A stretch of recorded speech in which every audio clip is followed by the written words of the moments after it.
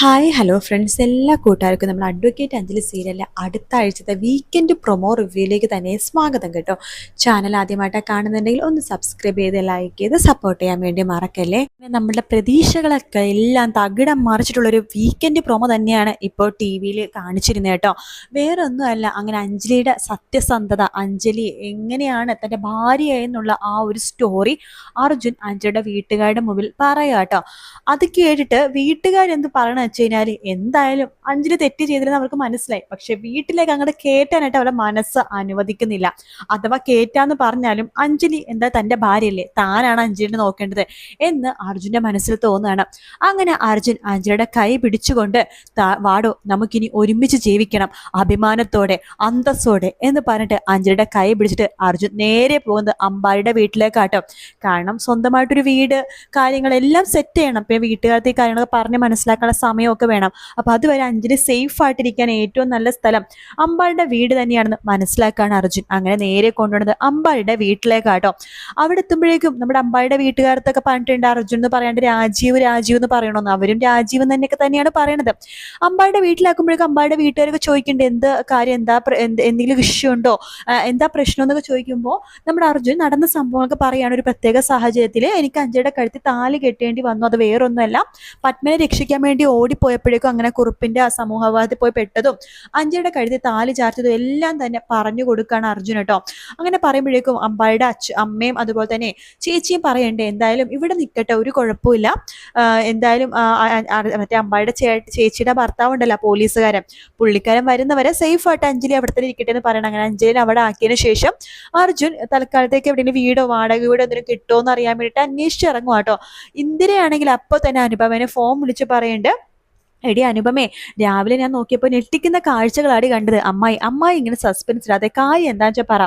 എടി വേറൊന്നുമല്ല, രാവിലെ ഞാൻ ഉമ്മറത്തെ വാതിൽ തുറന്ന് നോക്കിയപ്പോഴേക്ക് അവൻ ആ അഞ്ജലിയുടെ കഴുത്തിൽ താലി കെട്ടിയവനും ആ അഞ്ജലിയും കൂടിയിട്ടെ നടുറോട്ടിൽ ആ ആൽമരത്തിന്റെ അടിയിൽ ഇങ്ങനെ കെട്ടിപ്പിടിച്ച് കിടന്ന് ഉറങ്ങുക. ശേ, നാണം കെട്ടവര്, കിടന്നുറങ്ങിയോ? കിടന്നുറങ്ങിയില്ല, ഇരുന്ന് ഉറങ്ങി എന്ന് പറയണ എൻ്റെ അമ്മായി. എന്നിട്ട് അവരെവിടെ പോയി? എന്ത് പറയണ, അവൻ എന്തൊക്കെയൊക്കെയോ കഥകളൊക്കെ ഉണ്ടാക്കി പറയണ്ടായിരുന്നു. ശ്യാമളയുടെയും ശിവരാമേട്ടന്റെ മനസ്സ് ചെറുതായിട്ടൊന്ന് കുലുങ്ങിയെങ്കിലും അവനെ കുറച്ച് അഭിമാനമുള്ള ഒരു കൂട്ടത്തിലാണല്ലോ. അവൻ അവളെയും വിളിച്ചുകൊണ്ട് പോയി. എവിടേക്ക് പോയെന്ന്? അതെനിക്കറിയില്ല, അവന്റെ വീട്ടിലേക്കായിരിക്കും, പിന്നെ എവിടെ കൊണ്ടുപോകാനാ എന്ന് പറയുമ്പോഴേക്കും അപ്പൊ അവളെയും വിളിച്ചോണ്ട് പോയോ? പോയിട്ടിപ്പോ എത്ര നേരമായി കാണും? കുറച്ച് സമയമായി എന്ന് പറയാണ്. ശരി അമ്മായി, ഞാൻ പിന്നെ വിളിക്കാം എന്ന് പറഞ്ഞ അനുഭവം ഫോൺ വെക്കാണ്. ശേഷം അനുഭവം മനസ്സിൽ വിചാരിക്കുകയാണ്, ഇനി അവൻ അവളെയും കൂട്ടിക്കൊണ്ട് ഇങ്ങോട്ട് എങ്ങാനും വരുമോ? വന്നെങ്കിൽ അതോടെ തീർന്നു. ഇനിയിപ്പോ എന്താ ചെയ്യാ? ഇല്ല, അവൻ ഒരിക്കലും അവളെ കൂട്ടിക്കൊണ്ട് ഇങ്ങോട്ട് വരാൻ പാടില്ല. അതിനിപ്പോ എന്താ ചെയ്യാൻ പറ്റുക വെച്ചാൽ അതെ, അങ്ങനെ തന്നെ ചെയ്യണം. അറ്റകൈ പ്രയോഗം അർജുന ഇല്ലാതാക്കണം. അതെ, അർജുൻ എന്ന് പറഞ്ഞ അധ്യായം ഇനി വേണ്ട. അവന്റെ മരണം അതാണ് ഇനി കാണേണ്ടത്. മരണം കൊണ്ട് മാത്രമേ അവനെ അടക്കി നിർത്താൻ സാധിക്കുള്ളൂ. അതിനിപ്പോ ഒരു കൊട്ടേഷൻ കൊടുത്തേ പറ്റൂ എന്ന് അനുപമ മനസ്സിൽ വിചാരിക്കുകയാണ്. ശേഷം അനുപമ ഒരു ഗുണ്ടാ സംഘത്തിന്റെ നമ്പർ എവിടെ നിന്നൊക്കെയോ തപ്പിപ്പിടിച്ച് ഗുണ്ടകളെ വിളിക്കുന്നുണ്ട്.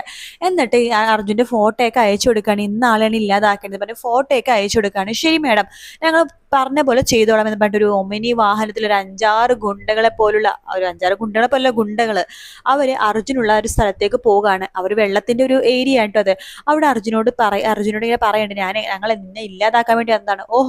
അപ്പൊ ചേട്ടന്മാർക്ക് ഇവിടെ തന്നെ ഇല്ലാതാക്കണോ അതോ കുറച്ച് നീങ്ങി നിന്നിട്ട് ഇല്ലാതാക്കിയാൽ മതിയോ എന്ന് പറഞ്ഞിട്ട് അർജുന ഒറ്റ ഓട്ടമാണ് ഇവരും പുറകിലേക്ക് ഓടുന്നതിന് ശേഷം ഒരു ഒഴിഞ്ഞായിട്ടുള്ള സ്ഥലത്തെത്തുമ്പോഴേക്കും അർജുൻ അവിടെ നിൽക്കുകയാണ്.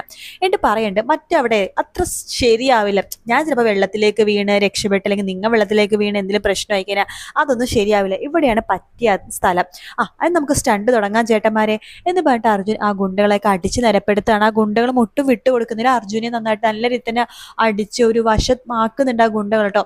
എവിടെയൊക്കെയോ അർജുന പിഴവ് സംഭവിക്കുകയാണ്. അർജുന നല്ലൊരു അടി തലക്ക് ഏൽക്കുന്നുണ്ട്.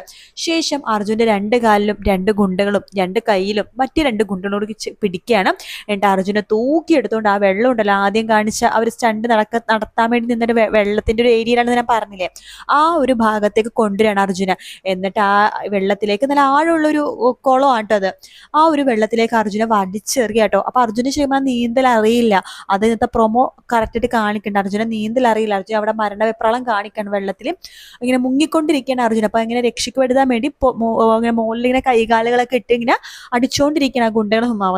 അവൻ മുങ്ങി മരിച്ചോളും താമസിയാതെ, നമുക്ക് ഇവിടുന്ന് പോകാം, ആൾക്കാർ വന്ന് കൂടണം മുമ്പ് നമുക്ക് ഇവിടുന്ന് പോകാന്ന് പറഞ്ഞ ആ ഗുണ്ടകൾ വണ്ടി എടുത്തിട്ട് അവിടുന്ന് പോവാണ്.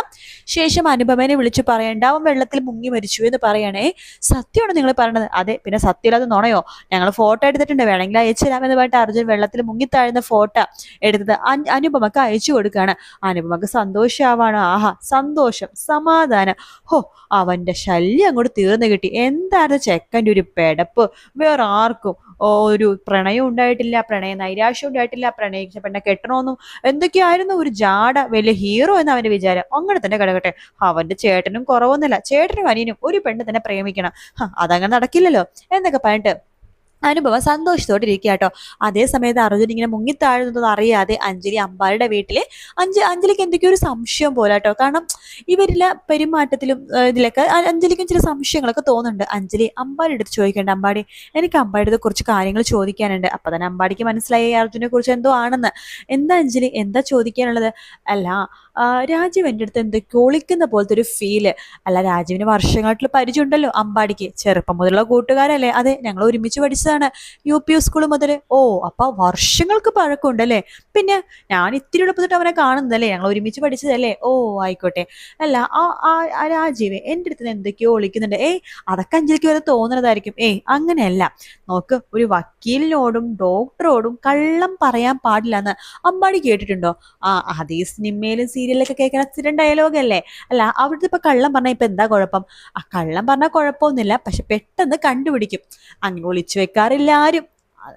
ഇപ്പോ അഞ്ജലിക്ക് എന്താ സംശയം? അല്ല, രാജുവിന്റെ വീട്ടുകാരെ കുറിച്ചും എന്തൊക്കെയൊക്കെയോ ഒരു സംതിങ് എന്തൊക്കെയോ ഒളിക്കുന്നുള്ള പോലെ എനിക്കൊരു ഫീല്. സത്യം പറ അമ്പാടി, അങ്ങനെ എന്തെങ്കിലും ഉണ്ടോ? രാജീവ് എന്തെങ്കിലും ഒളിക്കുന്നുണ്ടോ? സത്യം പറയണം. അമ്പാടിനെ എൻ്റെ കൂടപ്പിറപ്പിനെ പോലെ കണ്ടിരിക്കണത്. രാജീവ് ഒരു സ്വന്തം സുഹൃത്തിനെ പോലെയും കൂടപ്പിറപ്പിനെ പോലെയാണ് അമ്പാടിനെ കാണുന്നത് എനിക്ക് നന്നായിട്ട് അറിയാം. അഥവാ അമ്പാടിക്ക് എന്തെങ്കിലും അറിയാമെങ്കിൽ തന്നെ അത് എന്നോട് പറയില്ലെന്നറിയാം. കാരണം എന്നെക്കാളും കൂറ് അമ്പാടിക്ക് രാജീവിനോടായിരിക്കുമല്ലോ. അത് അഞ്ജലി തെറ്റിദ്ധരിച്ചിരിക്കുക. അർജുൻ രാജീവ് അതുപോലെ തന്നെ അഞ്ജലി, അങ്ങനെ നിങ്ങൾ രണ്ടായിട്ട് ഞാൻ കണ്ടിട്ടില്ല, നിങ്ങൾ ഒരുപോലെ ഞാൻ കണ്ടിട്ടുള്ളൂ.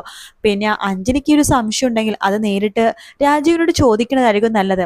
അല്ല, നിങ്ങളിപ്പോ കുടുംബമാണ്, അപ്പൊ പുറത്തു നിന്നൊരാളത്തെ ഒരു അഭിപ്രായം ചോദിക്കണത് ശരിയല്ല അഞ്ജലി. നിങ്ങൾ തമ്മിൽ തന്നെ നിങ്ങൾക്ക് എന്തെങ്കിലും സംശയമോ കാര്യങ്ങളുണ്ടെങ്കിൽ പരസ്പരം സംസാരിച്ച് അത് തീർക്കണം. അല്ലാതെ ആ ഒരു പ്രശ്നത്തിലേക്ക് ഒരിക്കലും സ്വന്തം അച്ഛനും അമ്മേനെ പോലും ഇടാൻ പാടില്ല. അതുകൊണ്ട് ഒരു കാര്യം ഞാൻ പറയാം, ഒരിക്കലും രാജീവ് അഞ്ജലിയെ ചതിക്കുകയോ വഞ്ചിക്കുകയോ ഒന്നും ചെയ്യില്ല. അത്രമാത്രം ഇഷ്ടമാണ്, പ്രണയമാണ്, സ്നേഹമാണ്. അവരുടെ ജീവിതാവസാനം വരെ അവൻ ചേർത്ത് പിടിക്കും. ആ ഒരു ഉറപ്പ് ഞാൻ തരാം. പിന്നീടുള്ള കാര്യങ്ങളൊക്കെ അത് നിങ്ങൾ തമ്മിലുള്ള കാര്യമാണ്.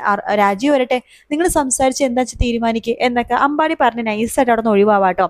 എന്തായാലും പ്രൊമോയിൽ ഇത്രയും ഭാഗങ്ങൾ തന്നെ കാണിച്ചുള്ളൂ കേട്ടോ. വീഡിയോ ഇഷ്ടപ്പെടുകയാണെങ്കിൽ ലൈക്ക് ചെയ്യാനും സബ്സ്ക്രൈബ് ചെയ്യാനും കമൻറ്റ് ചെയ്യാനും മറക്കല്ലേ.